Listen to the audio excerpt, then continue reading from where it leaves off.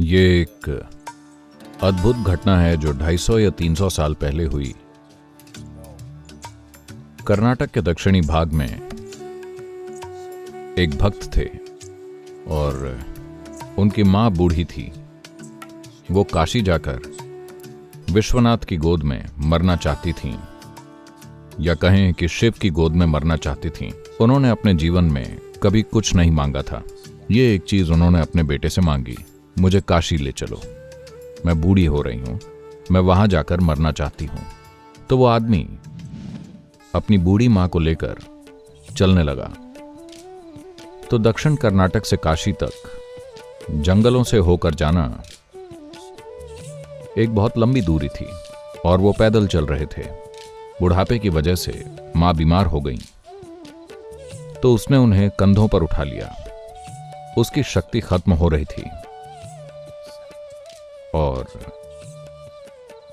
सिर्फ एक ही तरीका था जिससे वो चलते रहे, वो बस शिव शिव बोलते गए। उन्होंने कहा, मुझे इस काम में असफल मत होने देना, बस एक ही चीज मेरी मां ने मांगी है, मुझे ये पूरी करने दें। मैं उन्हें काशी ले जाना चाहता हूं, हम बस आपके लिए ही वहां आ रहे हैं, मुझे शक्ति दीजिए। तब चलते चलते उन्होंने एक घंटी सुनी, तो उन्हें एक बैलगाड़ी और एक घंटी की आवाज आती सुनाई दी। तब उन्होंने धुंध से आती एक बैल से चलती बैलगाड़ी देखी, जो अजीब है। कर्नाटक में आप अकेला बैल देख सकते हैं, पर आसपास के इस्तेमाल के लिए लंबी दूरी के लिए हमेशा 2 बैल होते हैं।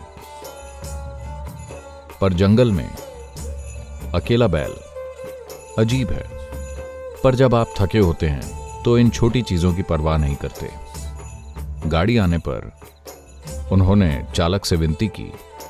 वो उनका चेहरा नहीं देख सके, धुंध थी और वो खुद को ढके हुए थे। मेरी मां बीमार हैं, क्या हम आपकी गाड़ी में सवारी कर सकते हैं? वैसे भी ये खाली ही है। उस आदमी ने इशारा किया तो वो दोनों चढ़ गए। गाड़ी जंगल के रास्ते से जा रही थी। कुछ समय बाद उन्होंने देखा कि ये कुछ ज्यादा ही सुगम सवारी है। ये उबड़ खाबड़ सवारी नहीं थी जैसा उसे होना चाहिए था। तब उन्होंने देखा पहिए घूम नहीं रहे थे, वो थमे थे और गाड़ी चल रही थी। तब उन्होंने बैल को देखा, बैल बैठा हुआ था और फिर भी गाड़ी चल रही थी। फिर उन्होंने ड्राइवर को देखा, बस चोगा ही था, कोई आदमी नहीं था। उसने अपनी मां की ओर देखा। मां ने कहा, अरे बुद्धू, हम पहुंच गए हैं, कहीं जाने की जरूरत नहीं है, यही जगह है, मुझे जाने दो। और मां ने अपना शरीर वहीं छोड़ दिया। बैल, गाड़ी और ड्राइवर गायब हो गए। तब वो आदमी वापस लौट आया। लोगों ने सोचा, ओह, ये अपनी मां को कहीं फेंक कर चला आया है, ये उन्हें काशी नहीं ले गया, ये तो बहुत जल्दी वापस आ गया। उन्होंने कहा, तुमने अपनी मां को कहां फेंक दिया? वो बोले, नहीं, हमें जाना ही नहीं पड़ा, शिव खुद हमारे लिए आए। उन्होंने कहा, बकवास। वो बोले, आप क्या सोचते हैं, इससे फर्क नहीं पड़ता, वो हमारे लिए आए और बस मेरा जीवन रोशन हो उठा है।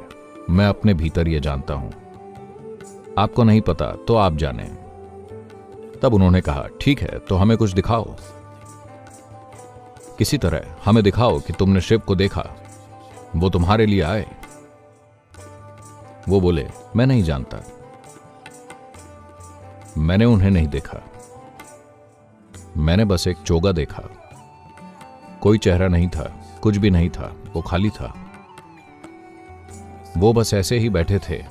वो ऐसे बैठ गया और अचानक सबने बस उसके कपड़े देखे, वो वहां नहीं था। वो दक्षिण भारत के महान संत बने। वो यहां वहां घूमते रहे। वो जहां भी गए, लोगों ने उन्हें एक खाली चेहरे के रूप में पहचाना।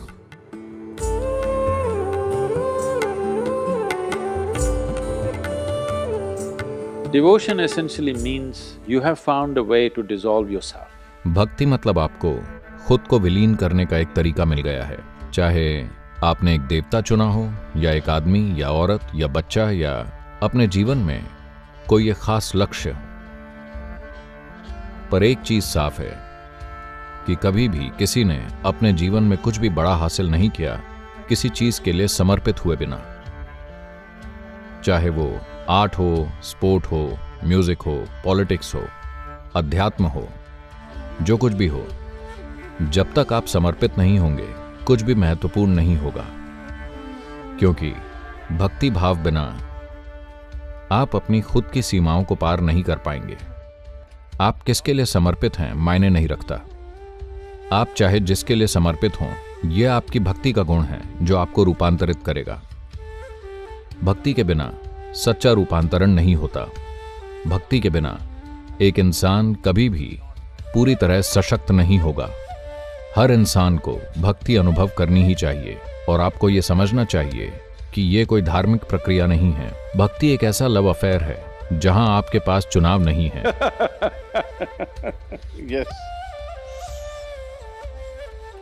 एक लव अफेयर मतलब आपके पास ज्यादा चुनाव नहीं है, पर एक समय बाद आप उससे मुक्त हो सकते हैं। भक्ति एक ऐसा लव अफेयर है जहां आपके पास कोई चुनाव नहीं होता और आप उससे कभी भी मुक्त नहीं हो सकते। आप उसमें खींचे चले जाते हैं और कुछ नहीं रह जाते, क्योंकि आप कुछ नहीं रह गए तो आप सब कुछ भी हो गए।